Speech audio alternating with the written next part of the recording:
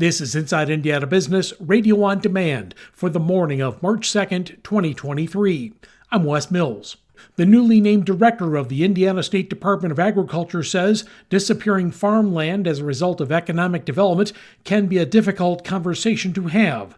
Don Lamb, who is a second-generation farmer from Boone County, says those discussions are essential.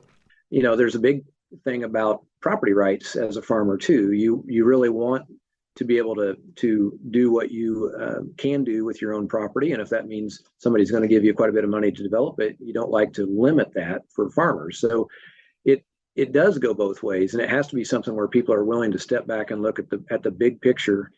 Governor Eric Holcomb selected Lamb to take over the ISDA post. He succeeds Bruce Kettler, who stepped down in January to become president and CEO of the Agribusiness Council of Indiana. Lamb is co-owner and operator of Lamb Farms, along with his brother and father.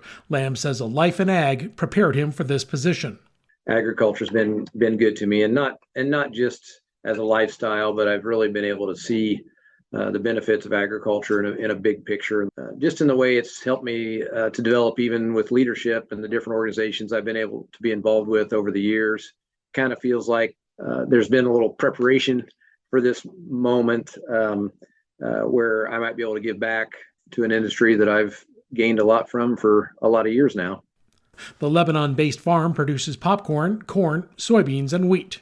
Tourism officials in St. Joseph County say 2022 was a record year for hotel stays, with increases in average daily rate and overnight stays. Visit South Bend, Mishawaka says the occupancy rate for the year grew to 53.5%, up 2.5%. The organization says sports tourism was the biggest driver, resulting in nearly 36,000 hotel room nights and generating an estimated $23.7 million in economic impact. Elkhart-based ITR Concession Company has unveiled the construction schedule for its 2023 Northwest Indiana Bridge Rehabilitation Project. It says bridge infrastructure in Northwest Indiana is long overdue for upgrades. Work will begin next week and run through November. At times, toll road bridges in Northwest Indiana will be down to one lane in each direction, but the company says all lanes will be open for holiday travel.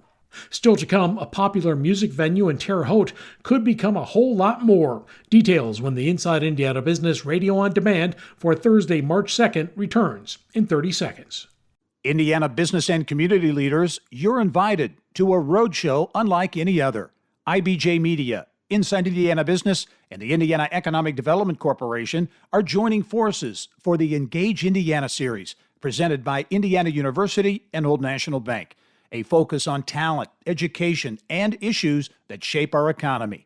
7 regional events, 1 shared purpose, advancing the future of Indiana. Discover more at ibj.com/engage. The owners of a popular music venue in Terre Haute have unveiled a vision for a new arts and entertainment district aimed at driving tourism growth in Vigo County. Inside Indiana Business reporter Alex Brown has the story. The Mill, which opened in 2021, could be complemented by a smaller indoor venue, a hotel, and community space, among other amenities. While specific details have not yet been finalized, co-owner Kelly Drake says having an entertainment district has always been the true dream for the Mill. She told IIB the project adds value to a city that will continue to see an influx of visitors. We see so much growth in the entire city of Terre Haute and Vigo County. That this goes right along with where, people are looking for things to do. We're trying to keep people in our town. We have 4 colleges. So retaining those people as well as bringing tourists in. So, you have your local quality of life, but then you're also bringing tourism in, which is our goal, to bring in those tourism dollars to our town as well. The Mill currently has just its main amphitheater that the Terre Haute Convention and Visitors Bureau says helped drive record tourism growth in 2022. The vision for the district creates even more options. There's a community space as well as a smaller stage. Right now, our capacity in the amphitheater is 10,000. So, that's our bigger shows, but then to have, maybe a 1,500 smaller indoor venue on the property as well. We've also had some interest in some hotel groups that would want to come on that we're possibly working with. So that's kind of where that hotel idea came in. Terre Haute in general needs more hotels. We're a growing town. We have a convention center that just opened and a casino that's coming.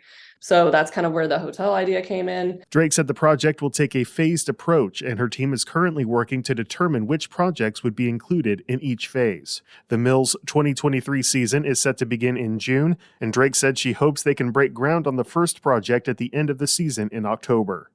Alex Brown, Inside Indiana Business Radio on Demand.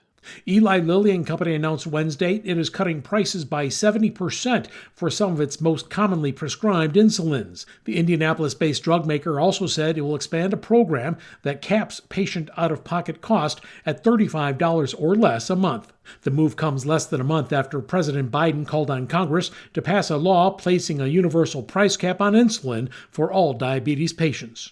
Gary-based Methodist Hospitals is preparing to celebrate 100 years in operation this year. CEO Matt Doyle says the health system, which operates hospitals in Gary and Merrillville, is using the milestone to emphasize its focus on the future and the addition of more community-based services.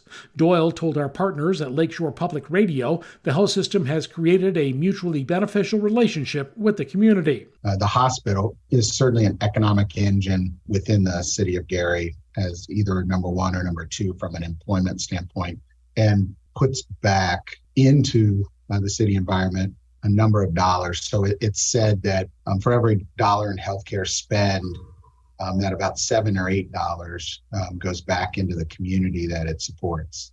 With that said, obviously, we feel like we're very important. At the same time, we're also the largest healthcare provider within the city of Gary, and important in that capacity, making sure that we can address the citizens of Gary's needs. The health system has opened a nutrition center to help fight food insecurity. The system is also establishing outpatient pharmacy programs across its footprint. A pharmacy has already opened at its Gary hospital, and another is coming to its Merrillville campus.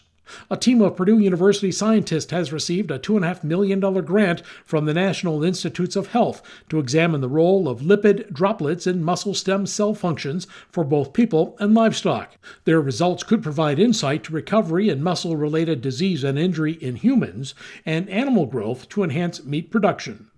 I'm Wes Mills, Inside Indiana Business, Radio on Demand.